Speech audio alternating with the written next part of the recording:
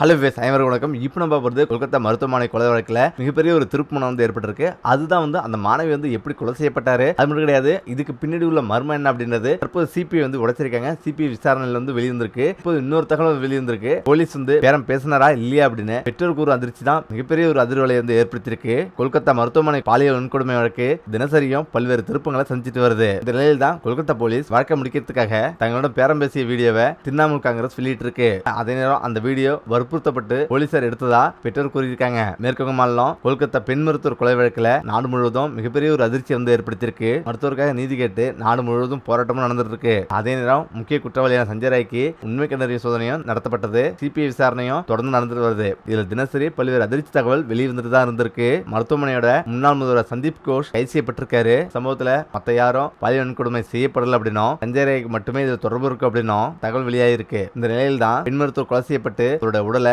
வீட்டுக்கு கொண்டு வரப்பட்ட போது இந்த வழக்கை மேற்கொண்டு கொண்டு செல்லாம முடிச்சுக் கொள்வதற்காக கொல்கத்தா காவல்துறையினர் தங்களிடம் பேரம் பேசியதா அந்த மாணவ பெற்றோர் நேற்று கூறியதா பரபரப்பு செய்தி வெளியாச்சு. பெண் மருத்துவரோட உறவினர்கள் மற்றும் பெற்றோர் முன்னிலையில் தான் மருத்துவமனையோட சடலத்தை வச்சுக்கொண்டு பேரம் பேசியதாகவும் தகனம் செய்ய நிர்பந்திச்சதாகவும் எவ்வளவு பணம் தரோம் ஒரு வெள்ளை காகிதத்துல இருந்து கையெழுத்து போடுங்க அப்படின்னும் உயரதிகாரி ஒருத்தர் கூறியதாகவும் தகவல் வெளியாச்சு. குற்றம் சாட்டியிருந்தாங்க. ஆனாலும் இதை மறுத்த திரிணாமுல் காங்கிரஸ் எதிர்கட்சியினர் இப்படி சொல்ல வச்சதாகவும் சொல்றாங்க. இதை தொடர்ந்து தான் கொல்கத்தா காவல்துறை எந்த ஒரு பேரும் பேசல அப்படின்னு பெற்றோரே வீடியோ வெளியிட்டு இருக்காங்க. அதுல பேசியிருந்த பெற்றோர் கொல்கத்தா காவல்துறையினர் எங்களுக்கு எந்த ஒரு பணம் தரல அப்படின்னும் இந்த விசாரணையில முழு திருப்தி இருப்பதாகவும் அவங்க சொல்றாங்க. அந்த வீடியோ தெரிவிச்சிருக்காங்க. அதே நேரம் திரிணாமுல் காங்கிரஸ் வெளியீட்டுல இந்த வீடியோ குறித்து அந்த மாணவ பெற்றோர் மிகவும் அதிர்ச்சி அடைந்ததா சொல்றாங்க.